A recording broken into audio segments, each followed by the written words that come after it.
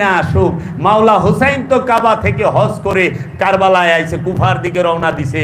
হাজিরে কুবায় কাটলা কেমনে, ইমাম রে কুবায় কাটলা কেমনে, আওলাদকে কুবায়া কাটলা কেমনে, ইমামদেরকে কুবায়া কাটলা কেমনে, সৈয়দকে কুবায়া কাটলা কেমনে, রসুলের নূরের সন্তানকে কিভাবে কুবায়া কাটলা, নূরে মোহাম্মদ, হাকিকি মোহাম্মদ মাওলা হুসাইন, এই নূর মোহাম্মদকে কিভাবে কাটলা।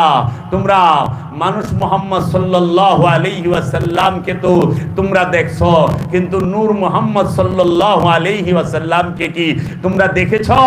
নূর মোহাম্মদ সাল্লাল্লাহু আলাইহি ওয়াসাল্লামের আদর্শ নূর মোহাম্মদ নিজে দাঁড়ায়া কারবালায় দেখাই দিয়ে গেছে, মাওলা হুসাইন নিজে।